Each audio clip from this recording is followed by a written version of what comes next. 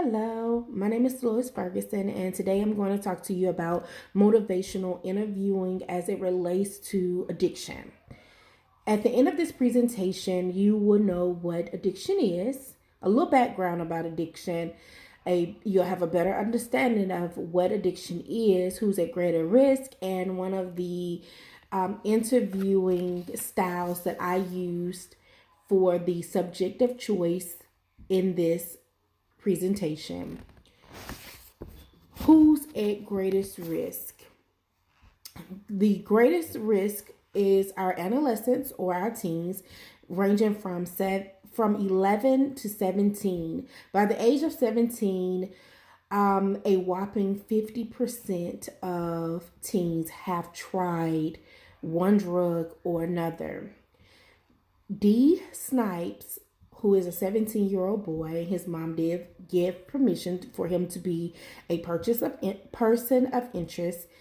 Mr. D. Snipes is a 17-year-old boy. Within the last 2 years, he began to smoke marijuana because his father left the home related to a divorce. Within the last 6 months, D has picked up lacing his marijuana with other drugs such as codeine to get a greater effect. A little history or getting a better understanding, the thought of addiction has been said, according to the brain disease model of addiction, it has been said that addiction is a brain disease, and this disease affects adolescents preferably because of the vulnerability and because of their underdeveloped mindset, and that they have not quite yet learned to deal with the emotions that come along with life changes, which makes them more vulnerable to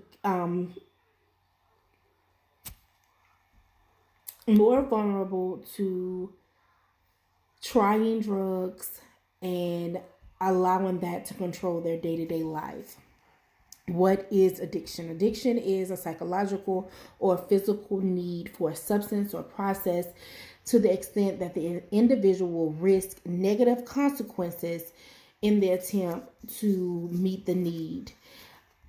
When you talk about adolescence, you talk about a change in schoolwork, a change in behavior, and all of those things. But when you talk about adults, you talk about compulsive or problematic patterns of action, like compulsive preoccupation with obtaining the substance, or loss of control over consumption or ODing, development of tolerance, dependency, and impaired social and occupational functioning.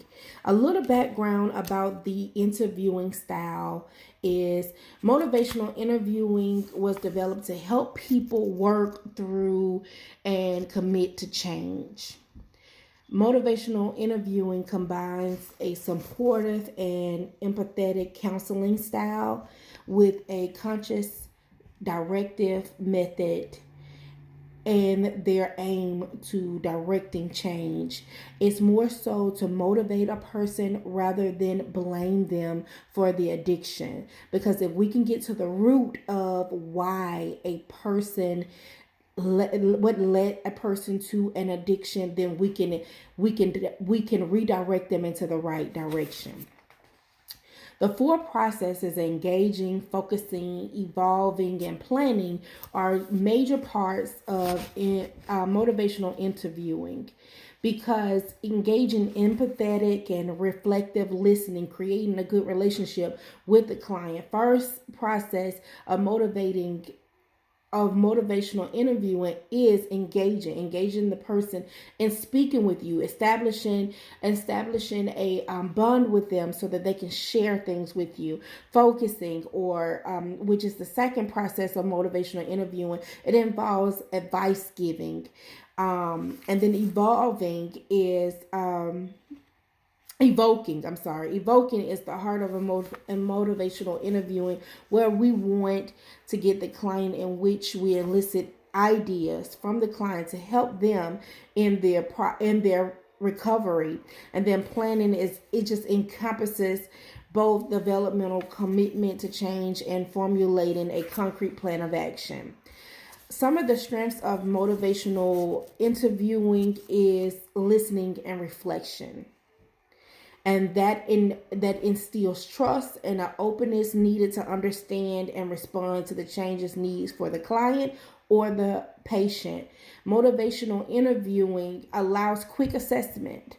It allows a person to it allows the interviewer to find out what pressures the patient copes with, the stressors, all of those things. The limitations is you will need to build this relationship over time, or the patient needs cognitive clarity, or it's not a one size fit all type thing. And follow up is essential. It is crucial. It's very important. The attractiveness of motivational interviewing is helping people overcome their fear of uncertainty. And some of the things that we use in order to assist people via motivational interviewing with addiction is cognitive behavior therapy or rational emotional therapy, and a lot of those things, or seeking and safety therapy. All of these things and more can be accessed here at UAB, where they have an addiction recovery program where they offer many different services, from inpatient to outpatient to hospitalization and all of those things.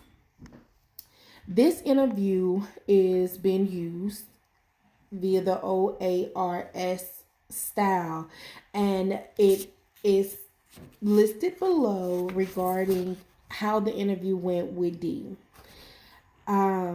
He shared with me, or I asked questions, and he shared with me his concerns, his fears about marijuana, and about his relationship with his mom, and how he wanted to change for himself, and not because he wanted to do it for his mother, because he knew essentially that this was going to have to be a change that he needed for himself and not just for his mom, although he wanted to keep her from finding out about the addiction, as well as he didn't want to hurt her. He's a good child with great grades.